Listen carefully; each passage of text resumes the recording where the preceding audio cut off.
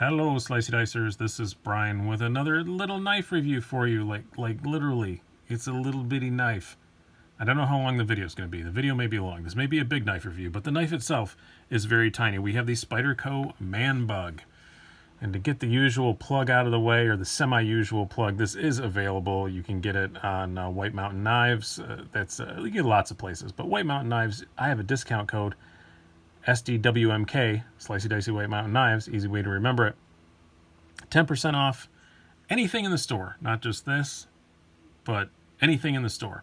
And they do have, I will get to in a moment, they do have several different versions of this, one of which is a Vitoku composite blade. I will show you what that will look like. I have an Endura in that version.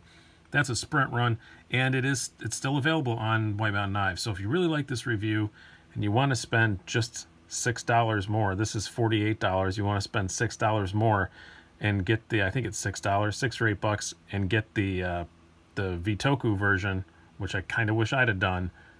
You can do that at White Mountain Knives, get 10% off. Plug out of the way. Let's go on. Why do I have this knife? It was not something I planned on buying. I went to my local knife shop. I like to sometimes walk in there and hold things in my hand.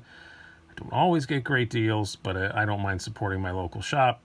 But this time I did get a good deal. Not on this. I paid the MAP price. I paid the internet price for it. So that's fine. But I did get a good deal on something else you're going to see in another video. I think I recorded it before this, but I'm going to put it up afterwards. Just a little thing about how to smartly shop for an older Spyderco. And that's what I like about the shop. They have lots of older stuff. It's a pretty cool shop. You definitely get to hold stuff that I never would have gotten to hold otherwise. Anywho, picked this up. It just struck me. I've been looking for more little small knives to kind of sit in the bottom of my pocket. During the summertime, I like my secondary just to sit in the bottom of my pocket. I don't want to have two pocket clips. I don't mind that in the winter because I have that little fifth pocket change pocket. So a small knife I can just clip on there and it's fine. But during the summer, I can't do that. I don't have the fifth pocket in a lot of my summer clothes. So I wanted stuff that could drop in the bottom. I bought a couple of them, and this was one of them, and I really, really like it. I've been using the crap out of it the last 3 or 4 days I've owned it. It's been a lot of fun, just little tiny knife in the bottom of my pocket that I pull out more often than I do the big one. So very, very cool little knife. But let's do some stats before we get too much further. This is a tiny thing, as the quarter showed, from the great state of South Dakota. You have an overall length of 4.5 inches, blade length of just under 2 inches, 1.95. You have a blade thickness of just 0.09 according to my measurements, handle thickness of 0.33 inches, and a weight of a very svelte 0.63 ounces on my scale. So very, very, very light little knife. Hardly even know it's around. This is one of those knives I like to describe it as, it's going to go through the wash a couple times because it's in your pocket. You don't know it's there. You forget about it. You take your pants off.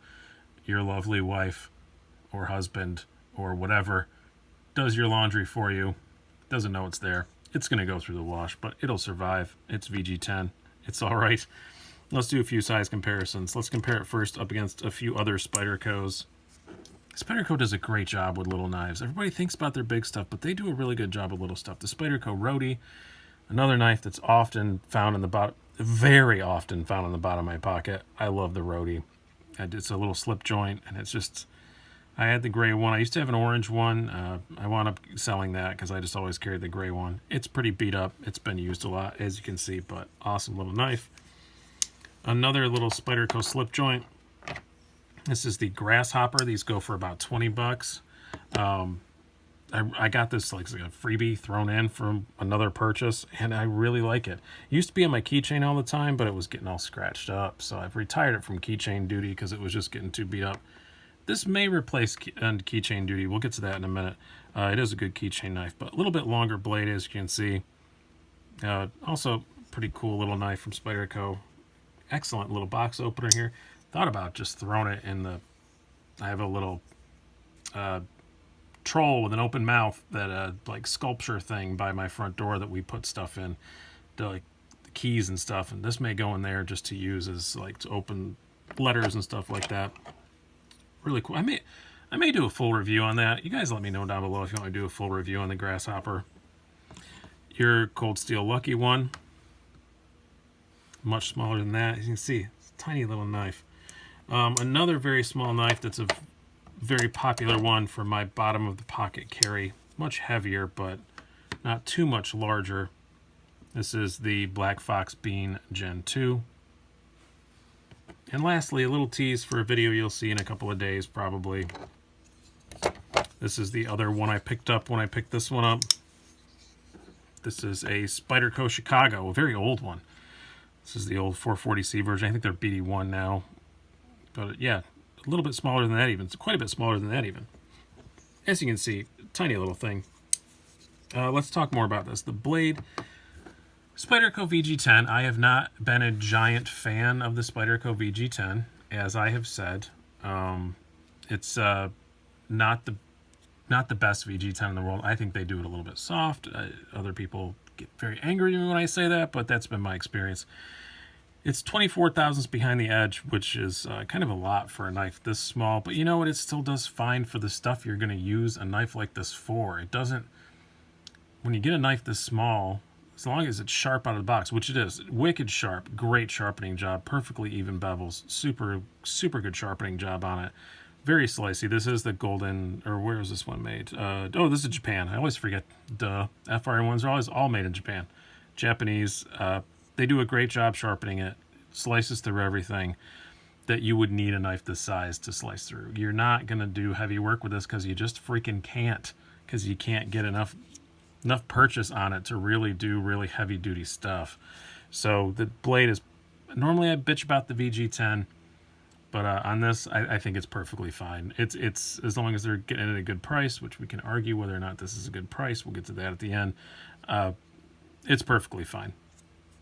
I really like the blade on it, as I said. For the kind of task this is meant to do, it's great. Ergonomically, are there ergonomics on a knife this small? Yeah, I guess. It does. It's comfortable. It does fit the 2.5 fingers I can get on it well. I do like the jimping up here. That is extremely useful to get in, because honestly, you're going to use this mostly for opening boxes and stuff. I mean, that's primarily what you're going to use this for, is opening tasks, I guess you'd call it. And that jimping worked great for that. It's excellent for that. I do really like that. I'm not going to say I wish it was longer, because it's not meant to be a big knife. It's meant to be a tiny little thing. And it is, and it works fine. The grippiness of the bi-directional, stuff they put on here works awesome. The tip, as it always does with Spyderco's, it works great. Ergonomics are fine, or for what it is. Good for what it is. Carry, I mean, there's no pocket clip. We can't talk about that. It is the right size to use on a keychain. That may be where this winds up, but I'm not really sure. But as far as just carrying it, if you just want to throw it, as I said, sits by your pocket, it weighs almost nothing. Like literally, like almost half, like just slightly more than half an ounce. You're never going to know it's there. 2 3/4 weighs that much, I think. I don't know. I'm pulling that out of my ass. I'm assuming that's about what 2 3/4 weighs. I don't know. But anywho, sits in the bottom of your pocket, works great. Very, very nice. The action on this, it's not bad. It's just what you expect. It's typical Spyderco FRN. I don't believe this runs on any bushings whatsoever.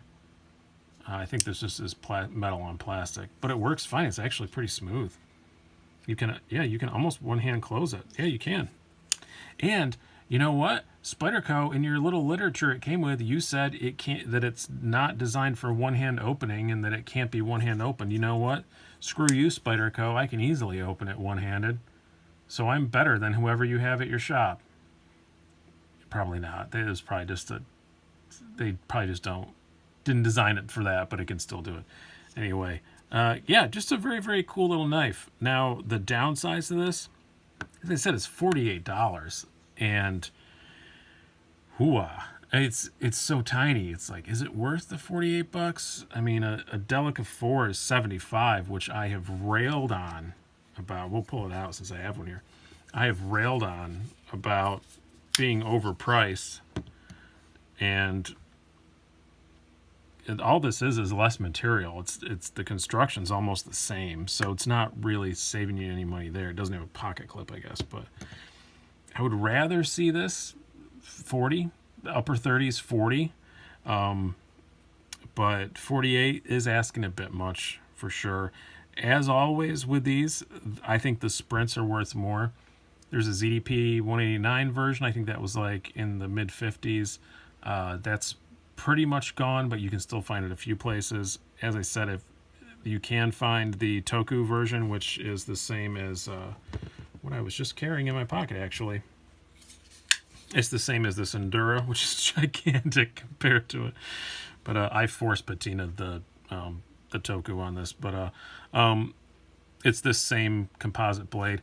That's $55 on White Mountain Knives right now, 10% off. You go in there and get it. I'm not lying to you. I'm kind of half considering it. I like the knife enough. I think maybe it'd be kind of cool to have a matching pair of giant FRN Spyderco and tiny FRN Spyderco. I think that would be kind of cool.